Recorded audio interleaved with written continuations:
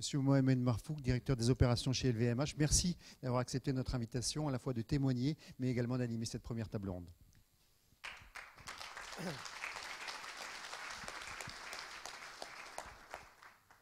Bonjour mesdames, bonjour messieurs. Christian, merci beaucoup de m'avoir invité et merci de nous avoir invités pendant la journée de la femme.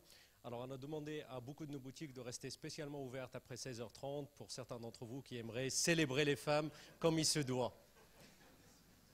Et ils seront ravis de vous accueillir. Je vais passer un petit peu de temps pour vous présenter un petit peu le groupe LVMH parce que beaucoup de gens connaissent nos logos, connaissent un petit peu certaines de nos maisons, pas toutes nos maisons, d'où le petit générique qui ont déroulé quelques-unes. Et puis après, vous parler de notre expérience dans la partie sociale. On va passer rapidement. On a la chance d'être le premier groupe mondial de luxe et c'est vraiment quelque chose à laquelle on tient et qui nous fait énormément plaisir. On a un portefeuille de plus de 70 marques. Vous en avez vu quelques-unes, d'un Château Yquem à un Dom Pérignon dans la partie vin et spiritueux, d'un Berluti à du Dior dans la partie mode et maroquinerie, en passant par un Louis Vuitton. On est dans le domaine de la distribution sélective et vous allez voir un certain nombre d'autres notre marques. On a réalisé 23 milliards de chiffre d'affaires l'année dernière et nous possédons en propre un petit peu plus de 3000 magasins et on est proche des 100 000 collaborateurs aujourd'hui. Une particularité du groupe LVMH, c'est d'être un groupe extrêmement jeune. Nous sommes un groupe, le groupe a été créé en 1987, mais les marques qui constituent ce groupe-là, comme vous pouvez le voir, notre plus ancienne Château Yquem, 1593, donc on a des maisons qui sont extrêmement enracinées, qui sont plusieurs fois centenaires, et qui ont été, avant de rejoindre le groupe LVMH, pour beaucoup d'entre elles, des concurrents. Gardez ça en tête parce que c'est extrêmement important quand on va commencer à parler de social et de commencer à faire travailler les gens ensemble. Comment on va faire travailler ensemble des gens qui ont été, et pour certains qui sont toujours aujourd'hui, même en appartenant au groupe LVMH, des concurrents entre eux. Et c'est quelque chose que nous encourageons et quelque chose que nous trouvons extrêmement sain. Nous sommes divisés je dirais en branches. On a la branche vin et spiritueux, la partie mode et maroquinerie, les parfums cosmétiques, montres et joaillerie, distribution sélective, et puis après autres activités comme la presse, comme la construction de bateaux de luxe avec Royal Van Lent et le domaine de l'hôtellerie dans lequel on vient de nous lancer. Les ventes, malgré la crise, et on est très très heureux et on croise les doigts pour que ça continue, nous avons eu une croissance extrêmement saine encore l'année dernière avec un plus 16%. Un résultat opérationnel courant qui continue à augmenter comme vous le voyez ici. Et la partie cash flow, si vous la voyez diminuer un petit peu, c'est tout simplement parce qu'on a été peut-être un petit peu trop gourmand dans les acquisitions l'année dernière. C'est pour ça qu'on a dépensé pas mal de cash dans des acquisitions. On a un portefeuille bien équilibré entre les différentes branches. La branche montres et joaillerie qui ne représentait que 8% grâce à l'acquisition de Bulgarie l'année dernière va prendre un petit peu plus d'ampleur, donc ça sera un petit peu plus équilibré. Donc on va dire qu'on est un acteur du monde du luxe qui est assez équilibré entre les différents secteurs. Et cet équilibre est aussi là à travers les différentes géographies, puisque vous voyez, c'est à peu près un tiers de notre chiffre d'affaires est sur l'Europe, si vous rajoutez l'Europe hors France plus la France, un tiers en Asie, et vous avez l'autre tiers qui se partage entre les États-Unis et le reste du monde. Les États-Unis restent, et de très loin, notre premier pays aujourd'hui. Notre leadership se base et a été bâti pendant les 20 dernières années sur nos marques, des marques très fortes, une très forte rentabilité qui nous permet de continuer à investir. Et sur une identité de ces marques qui est extrêmement forte et un management extrêmement décentralisé de nos maisons. Ça, c'est des données qui ont fait le succès du groupe et des données auxquelles on tient énormément et dont on a tenu compte au moment de la construction de notre projet social. La créativité est ce qui nous fait vivre. Ce qui fait rêver nos clients, c'est les nouveaux produits qu'on est capable de sortir chaque année. Je suis un ancien des biens de grande consommation et c'est vrai que notre grande fierté, c'est de dire qu'on fait 10%, 15%, 20% dans notre chiffre d'affaires avec des nouveaux produits. Nous avons des maisons qui font 100% de leur chiffre d'affaires avec les produits de la saison.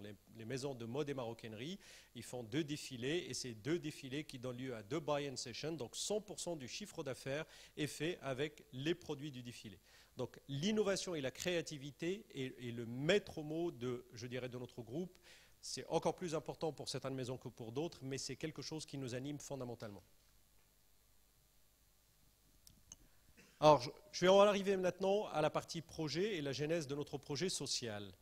La genèse de notre projet social, c'est quelque part comment on va renforcer la culture d'un groupe LVMH qui est extrêmement jeune et qui est constitué par des maisons qui sont plusieurs fois centenaires et qui sont concurrentes entre elles. C'était ça notre genèse. Comment on va permettre à une culture LVMH de se diffuser? Comment est-ce qu'on va créer plus de collaboration entre les maisons? Comment on va créer une atmosphère de compétition? On est compétiteur. Un Dior Parfum regarde Guerlain comme un compétiteur. Et c'est normal. Et un Guerlain va regarder un Givenchy comme un compétiteur. Et c'est tout à fait normal. Mais il y a un certain nombre de domaines où un Dior, un Guerlain et un Givenchy doivent être capables de coopérer. Donc c'est un petit peu la genèse de nos projets. C'est comment permettre à ces maisons-là de collaborer ensemble. D'où un projet DSI qui a commencé à fusionner les éléments d'infrastructure, d'architecture pour mettre ceci en place. Et en parallèle, il y avait un projet qui partait de la direction de la communication, qui avait l'habitude de diffuser un magazine papier qui s'appelle Eyes, qui nous permet de, je dirais, de connaître un petit peu ce qui se passe dans l'ensemble des maisons, et qui avait envie de remplacer ça par quelque chose d'un petit peu plus, je dirais, dans l'air du temps. Je crois qu'on est passé sur ça. Donc l'objectif, c'est de renforcer la culture et l'image du groupe LVMH et comment est-ce qu'on va permettre aux gens d'échanger, de collaborer sur un certain nombre de sujets. La cible, tous les salariés du groupe dans toutes les géographies. C'est ce qu'on souhaitait couvrir. Alors qu'est-ce qu'on a fait? On a fusionné les 2 projets. On a fusionné le projet de la direction de la communication et le projet de collaboration qui était mené par la DSI parce que l'un nourrit l'autre.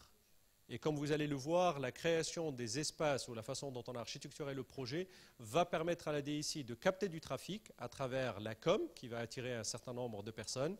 Et au niveau de la direction de la com, le fait que tout ça soit intégré sur un même portail va permettre aussi d'unifier le trafic et d'attirer ce trafic vers le site de la communication. Donc notre intranet, et vous aurez le temps de le voir ou de poser quelques questions, est architecturé autour de 3 espaces. Un espace magazine, et on va voir un petit peu quelques photos, quelques slides là-dessus, qui est une section qui va être éditorialisée par le groupe, donc la mise en avant d'une initiative quelconque qui se déroule dans l'une de nos maisons. Un espace de communication pour les maisons, donc c'est pour chacune des maisons de mettre en avant une initiative qui est en train de se dérouler. Un espace connection auquel vous êtes peut-être un petit peu plus familier, donc c'est l'espace collaboratif connection où on va retrouver toute l'activité sociale. Et un 3e espace qu'on appelait un espace services qui va, je dirais, donner tous les outils de bureautique, tous les outils dont on a besoin au quotidien. Donc ça va du transfert de grands fichiers, ça va au chat, et tout ça regroupé dans un même espace. Ça a été vraiment pour nous la pierre angulaire dans le design de tout ça, de dire comment on va articuler ces 3 espaces pour que la personne n'ait plus qu'un seul endroit où elle va aller pour retrouver l'ensemble des outils qui lui sont nécessaires. Voici un snapshot de ce que ça donne. Donc là, vous avez une certaine vue de cet espace-là. Quelqu'un qui aurait choisi la partie magazine comme espace, donc il va avoir la partie magazine avec l'éditorial et avec les dépêches qui arrivent de l'ensemble des maisons. Et il aura quand même d'ouvert sur la partie droite, ici de l'écran, il aura une partie services en mineur et une partie connection en mineur. La même personne qui prendrait la partie connection en majeur, vous voyez, il se retrouve dans un espace connection pour la partie collaboration et il aura toujours sur sa gauche la partie services qu'il n'a pas ouvert, plus la partie magazine qui va devenir mineure. Donc l'idée globale, c'était de réunir dans un même environnement la partie magazine qui va donner des informations très marketing. Alors les informations, c'est des articles, c'est des photos, c'est de la vidéo, c'est vous voyez tout type d'informations. Et la partie connection où il va se retrouver dans un espace collaboratif, comme vous pouvez en voir.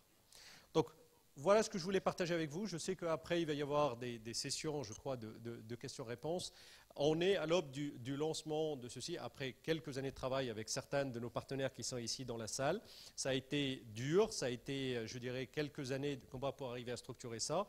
Et je vous avoue que travailler avec une direction de la communication qui est extrêmement pointilleuse sur le graphisme, sur comment chaque espace devait être architecturé, la taille des écrans, la taille des fontes et autres, nous a énormément enrichi. Ça a été un beau challenge, mais je crois que vous voyez ici le rendu et qui est un rendu qu'on l'espère va plaire à l'ensemble de nos consommateurs et va nous permettre à l'ensemble de nos collaborateurs et va nous permettre de les attirer vers cet espace-là. Merci beaucoup, Monsieur Marfouk.